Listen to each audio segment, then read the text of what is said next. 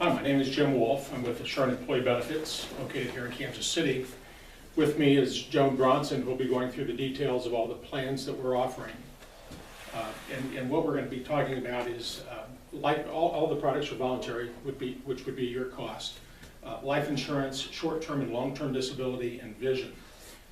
And the nice thing about group insurance as we go through these is that because of the power of group purchasing, rates tend to be pretty good. We'll talk about guarantee issue, and that is during this enrollment, you'll have a pretty nice amount of insurance, life insurance for you, for your spouse, for a child that you can enroll without answering any health questions. And in addition, short-term and long-term disability will not have a health questionnaire either during this enrollment. And so Joan will go through each product one by one and certainly ask any questions that you find of interest. Okay, thank you. I said I'll try to stop after each benefit and also give time for anybody in the call and stuff to ask questions as well.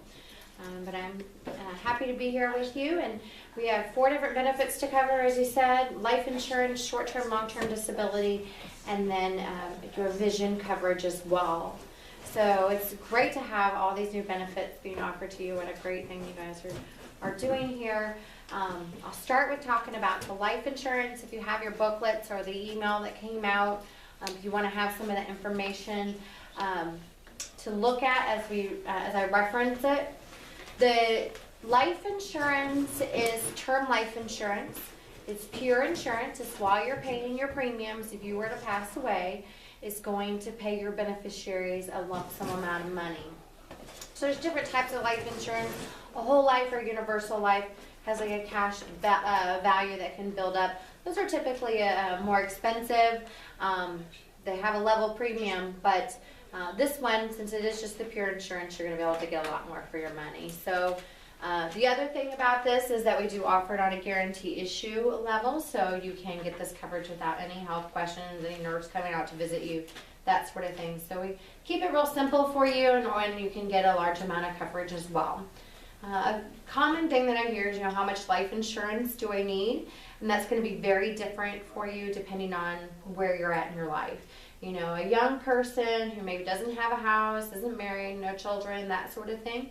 Maybe you just want to enroll in our minimum, which is $20,000, and that'll do you good just to make sure if something did happen to your family, would at least be able to pay those final expenses. Right. Maybe if did you have a question? No, okay, make some stuff. Maybe you're an empty nester, and again, house is paid off, children have moved out. You do have the spouse, but you want to be able to have something to leave behind. Of course, your need for life insurance is going to be different than that young 20-something. But if you're like me, I have 3 little kids at home, my need for life insurance is very great right now. I have a 9, 7, and 5-year-old at home, and if something happened to me or to my husband, we go from a 2-income household, a 2-parent household, to 1 income, 1 parent. And the last thing that I want my husband to have to worry about at the time of my death is how is he going to take care of these kids financially, as well as going through dealing with the loss of my life. That's the one thing that I can take away from his burden at the time of my death if something like that were to happen. So for us, we definitely want to make sure that we get a lot of life insurance in place. So really, there's an amount here for each and every one of us. It's just a matter of where you're at in your life, what types of responsibilities that you have as to how much life insurance that you're going to need. So as we said, you can also get life insurance for your family members, your spouse, and for your children. So for you, you can have anywhere from $20,000 of life insurance to 5 times your annual salary, or $500,000 maximum. All right. Now the most that we can do without any health questions, though, is $100,000. So that's really a great amount still right there, not have to worry about. All you have to do is check that you want that $100,000. As long as it's not more than 5 times your salary, you've got that $100,000 in place beginning February 1st.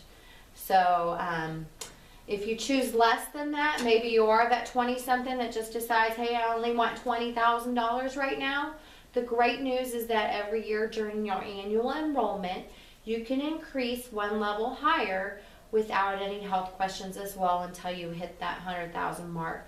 So if this year I choose, I'm only going to get 50,000. Next year I could go to 60,000, and the year after that to 70,000. So that's a really nice benefit. If you enroll in at least some coverage now, you keep the door open for yourself every annual enrollment to increase your coverage until you've hit that $100,000 maximum. Okay? So I encourage everybody to at least purchase the minimum of $20,000, because you never know when your life could change. You could think right now, I got a pretty good amount of life insurance. But then suddenly that diagnosis of cancer comes up. And you're thinking, oh gosh, now if I pass away, I could really have a lot more expenses that I leave behind in my family. So maybe you only have $20,000, but your annual enrollment comes up. You still have the diagnosis of cancer. You could still bump your insurance up to $30,000, things like that. So it just, regardless of health status, you can make those increases. Okay? If you enroll for life insurance yourself, your spouse can enroll for coverage as well, up to 50% of the amount that you've chosen for yourself. $25,000 is the maximum without health questions for your spouse, though. Okay? So $100,000 max for you, $25,000 for spouse without health questions. You can also enroll dependent children. Dependent children go age 19 or to age 25 if they're a full-time student. One cost covers all children. So whether you have one child or 6 children, the cost is the exact same. It's just a matter of how many children you have covered. Children, you can do either 1,000, 5,000, or 10,000. 10,000 doesn't cost much, but it's going to give you the best amount of coverage. So you can do, say, $10,000 worth of life insurance and all 6 kids for a very small cost. So, so you can do employee, employee spouse, employee children, or the whole family on the life insurance. Again, you do have to enroll to get coverage on the family members. The other option that you have when you're looking at your life insurance is to enroll in life insurance with or without accidental death and dismemberment coverage, or we call AD&D coverage. That means that if you were to pass away as a result of an accident, we're going to double your life insurance paid to your loved one. So if I have $100,000 of life insurance, I also have $100,000 of accidental death coverage. If I die in a car accident, my life insurance, my benefit paid out to my family would be $200,000. If I just died due to cancer, it'll pay the $100,000. So it's 2 separate benefits that work really well together in the event that an accident occurs. Accidental death and dismemberment will also pay a benefit, a full benefit if you were to be in an accident and lose limbs, eyesight, hearing, things of that sort. Fun stuff to talk about, I know, but it'll pay extra benefits if, say, there was an accident where there was a loss of life and you were wearing your seatbelt or the airbag was deployed, things of that sort. So there's some extra benefits that come along with accidental death and dismemberment. So when you're enrolling, you will see that you have some different options as to how much life insurance you're going to enroll in, and then if you want to add on the accidental death and dismemberment.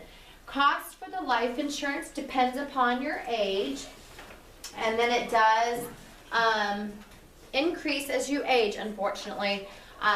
But again, you know, during our primary working years is when this is most affordable to get this insurance. As the cost goes up, usually your need for life insurance also drops down. So you can make adjustments. Maybe you increase coverage, and then maybe at a certain point in time in your life, you bring that insurance coverage down. Like I said, it really just depends upon what your needs are in your life. So the rates are based upon your age and then how much coverage that you're going to enroll in. And let's see, so what you want to do is you want to find out what your age would be on February 1st. And then I believe the charts that were emailed out to everyone are monthly premiums. So just realize that whatever you see as a monthly premium, if you want to divide that by 4, you can figure out what your per paycheck cost would be, or multiply it times 52 or multiply it times 12 divided by 52. Or I think we're gonna be able to email you out weekly premium sheets too. Let's see. There are a couple added benefits on here that you want to know about is that if you were to leave employment, here you can take this coverage with you through portability for up to 3 years, as long as you've had the coverage for at least a year.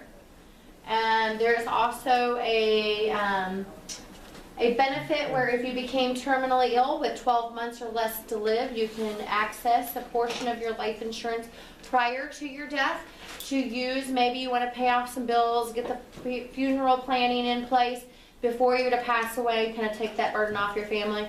There's no penalty to do that. It just reduces how much is paid out at time of death. So those are a couple little added benefits on the life insurance. You guys have questions on the life insurance, or do we need to run through an example of cost or anything? I do have one thing that I thought about on the life insurance. When you are looking at, we have our premiums, and then we have spouse premiums on the back, on the next page. Spouse premiums are going to be based upon your age. Spouse premiums. So make sure that when you, even though you're looking at your spouse's rates, you're looking at your age. Okay?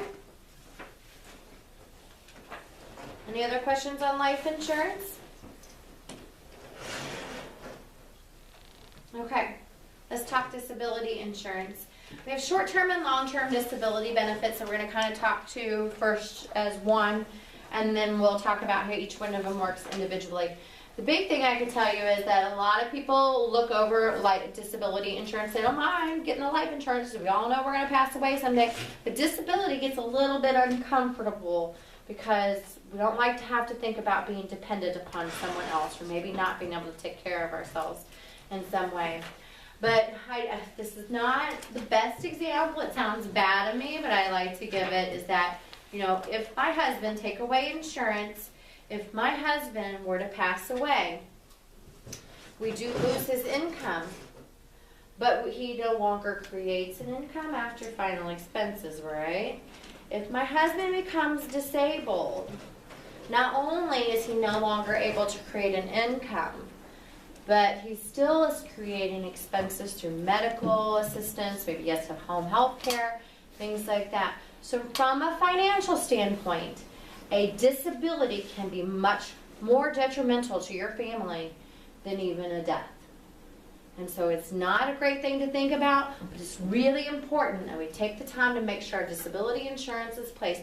Don't think about would a disability ever happen to me so much as think about if I could not work, if I could not bring home a paycheck, how long would we be able to go before it got uncomfortable for us, before it really got hard. Because you don't want to have to think about, especially if it was a temporary disability, having to completely change your lifestyle to recover from those expenses that have built up over time because of your lack of income.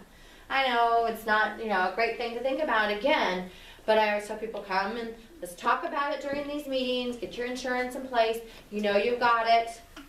Hopefully nothing ever comes up, but of course if it does, you know you have, that you know that you've got a backup plan. No phone, please. Oh, you just disconnected my whole conference call. No. Do you want me to pause for a minute? Oh No. my God, I didn't know this people was on there. I thought it was. Oops, okay. I'm gonna go to my desk. I'm sorry, Cecilia. I thought I was just talking to it. It's like it left off the hook. Sounded like when it was recording. It did kind of sound like that, didn't it? Okay, so we have short-term disability and long-term disability, and they have two different purposes, although they work very well together, okay? So with short-term disability, I always talk about disability insurance, it's your paycheck insurance. So if you're unable to work because of an accident, illness, surgery, birth of a child, if anybody in here, of course the guys, but we have some females in here, it gives you paid time off basically. And so short-term disability would start to pay you benefits On the 15th day, you are unable to work. Okay? You can choose, but the maximum it'll pay is 60% of your gross weekly earnings. So it's not going to do the whole job of replacing your paycheck. But remember, since you're going to pay for the premiums, we're going to tax those little premiums, and so the benefit's going to come to you tax-free. So when we say you're going to get $300 each week you're not working, you really truly get $300 each week that you're not working. So compared to what you're used to bringing home, it's probably not going to be that much different because you're not having all that taxes and stuff coming out. I always tell people to at least pick up enough life or disability insurance so you could keep paying your medical premiums if that was the case. You'd hate to be on a short-term disability claim and then not be able to keep up with those premiums on your medical claim, because they're still going to want those to make sure you keep your medical coverage. So in short-term disability, then, benefits again will start on the 15th day you're unable to work. It will pay up all the way through 11 weeks if you needed it the entire time. All right, the benefits are paid directly to you, and you can do as little as $50. Well, yeah, and then up to $1,000 a week, or 60% of your gross earnings. Most people do 60%, but let's say spouse has a good income, because we're only talking about for you here, okay? Because this is your paycheck we're talking about insuring. But you're like, I just need enough to maybe pay the house payment. So maybe you don't need a full 60%. You could choose the amount lower than that if you wanted to as well. Now, as far as a disability, we will pay you benefits for one of two reasons. Either you're not able to work because of physical issues, so maybe you're limited on your job duties, so you could actually even be working, but you're limited from the job duties, that sort of thing. We're still going to pay you a disability benefit. If maybe it's because you're limited on your hours that you can work, things like that. So now maybe your job duties, maybe you're still able to work a 40-hour work week, but your duties are lower, or maybe you're only able to work a 20-hour work week instead of a 40-hour work week. You could also pay benefits in that situation. So, or of course, if you're totally not able to work. So you could be working or not working and receive a disability benefit, okay? Now, again, we're allowing you to sign up on the disability insurance without any health questions asked. The only kicker there is that we do have a pre-existing condition limitation. So if you have any health issues that would require you've been seen for the doctor, you've taken medications, you've had any procedures done, anything like that in the 6 months prior to February 1st, you have a pre-existing condition. Okay? It does not mean that you cannot get insurance. It just means that if something happened to you between February 1 of this year and February 1 of next year, then we're going to take a look, and you file your short-term disability claim. We're going to take a look and see. Okay, now since that disability claim just came in, we're going to request the medical records from the 6 months prior to February 1. If they're related, I hear my alarm. My kids are getting off the bus right now, so. Let's see. Okay, sorry. Thought I turned all those things off. Okay, so if nothing happens to you between February 1 of this year and February 1 of next year, even if you had a pre-existing condition, we'll never know about it because we never had to look at your medical claims, okay? It's only if something happens to you in the next year that we're going to take a look at only your medical records from the 6 months leading up to February 1, okay? But with that said, that doesn't mean you're out of luck and you don't get anything. Every other company that I know of with short-term disability would say, I'm sorry, because of your pre-existing condition, we can't pay you benefits. But with Assurant, we have the ability to still pay you a benefit, even if your disability was caused by your pre-existing condition and they happened in that time frame. So let's say I have a disability, I put in my claim, I had a pre-existing condition of diabetes, and my disability is because of that. And they say, well, then I still can receive a benefit. The most I'm going to be able to receive is 25% of my full benefit for 4 weeks. So So I'm not gonna be able to get the whole benefit, but I will get 25% of the benefit for 4 weeks, which is a lot better than nothing, of course. And for someone who has